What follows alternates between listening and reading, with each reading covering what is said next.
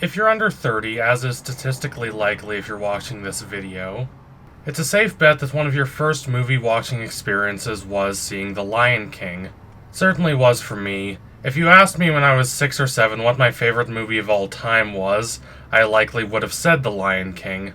And the film has stuck with me. I go back to it almost every year and am struck by just how vivid it is. Of all the Disney Renaissance films, it is the most mythic and elemental. It feels like it has existed forever. Yes, this is partially because it is inspired by several Shakespeare plays, most famously Hamlet, but its influences are even older than that.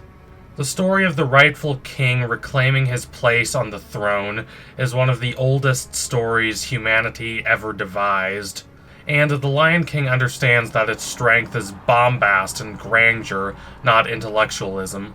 The colors are rich, and Hans Zimmer's luscious score made him a household name. Every element of this film makes one feel like they have been transported back to the middle of an epic spanning millennia. So naturally, the remake rips out the soul of the film, dulls the colors, and expects you to be impressed. I'm not. Here's why. Number 1, everything they added. This may sound fairly broad, but considering they did not add much, I don't think there's anything necessarily wrong with categorizing everything they added under one bullet point. When the film tries to be its own thing, it's actually not bad. It's not masterful, and it's not as good as the original, but it's rather atmospheric. Matt Zollerseist at RogerEbert.com makes this point better than I ever could, and I suggest you should read his review if you have the time. But most of the things this film adds are not because it's trying to be its own thing. They're nonsensical additions that exist just for the reason of correcting small and nitpicky problems people had with the original, and for the purpose of making the movie longer so people feel like they're getting more bang for their buck. The Circle of Life scene is still awe-inspiring, as it's mostly the same as it is in the original, but after that the film bizarrely decides to expand on the politics of this world. This is a tragic example of a film misunderstanding its strengths.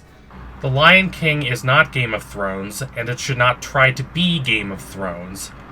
Its politics are rather simple.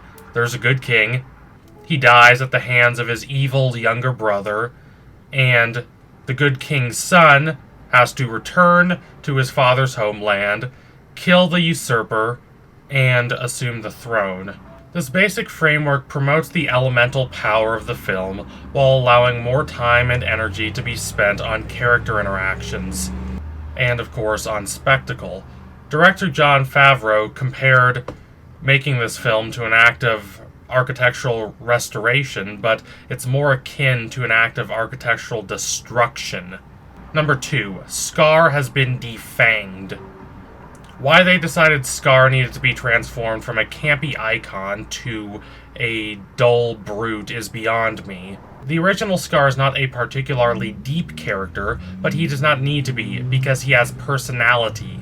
His Be Prepared song is one of the iconic Disney villain songs. I could sing it in my sleep. His overdramatic delivery and the eerie green light make the sequence a major highlight in a film with about a dozen major highlights. This Scar, however, is just sad. I'm not a fan of the film's steadfast commitment to photorealism, an idea I will expand upon in my next point, but even considering that commitment, they could have done a lot more with this character.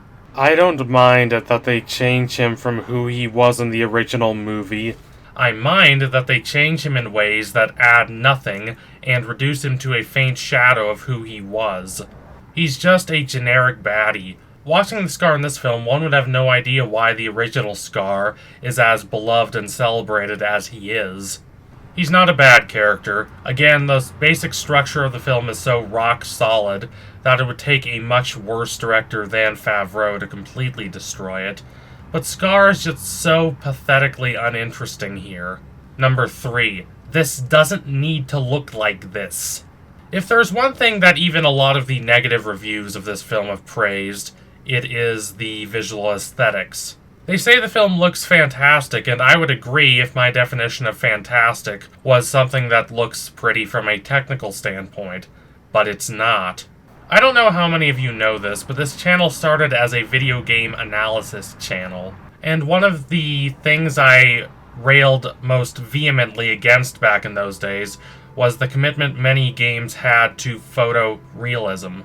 There's nothing wrong with realism if it is used smartly, but committing to realism for realism's sake is a major reason why so many modern games feel uninspired and desolate.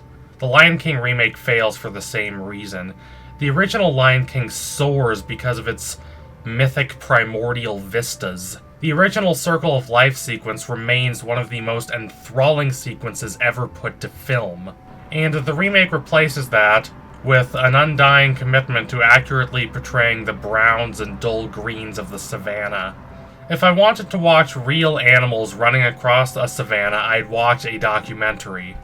This film spends $200 million on visual effects just so it can look like the same footage you would get if you went out on a safari. Is it impressive? I suppose, but eating a 4-pound steak in one setting is impressive too. That doesn't mean you should do it.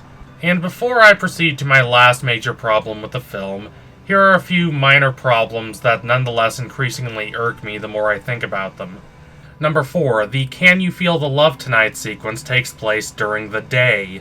I'm not comfortable criticizing a film for logical inconsistencies because I don't care about that kind of stuff nearly as much as CinemaSins and their ilk tell me I should. However, I am completely comfortable criticizing a film for vapid, unimaginative stupidity. Why does this happen? Why?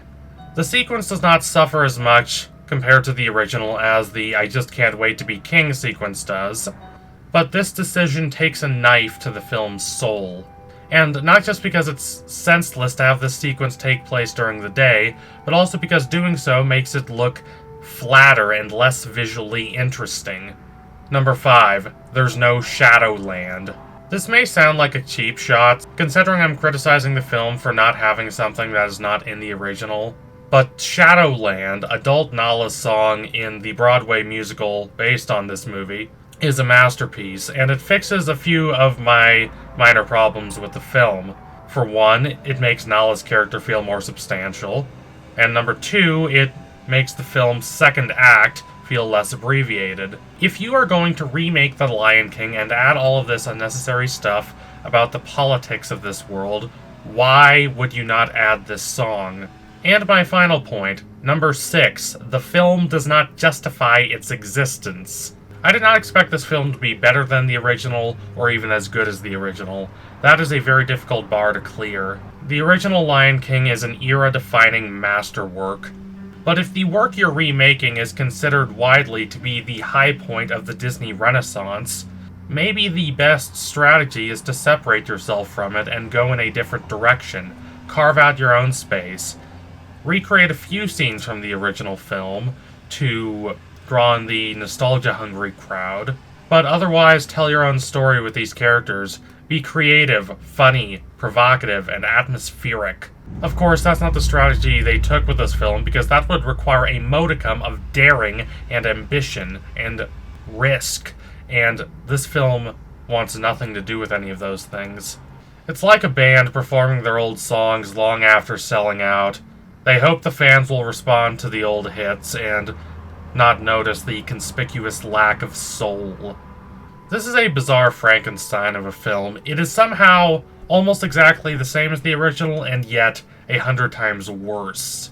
Apologists for the film claim that critics are being too tough on it, and maybe that is true, but it is easy to forgive a film's flaws when it's being daring and bold and really forging its own path.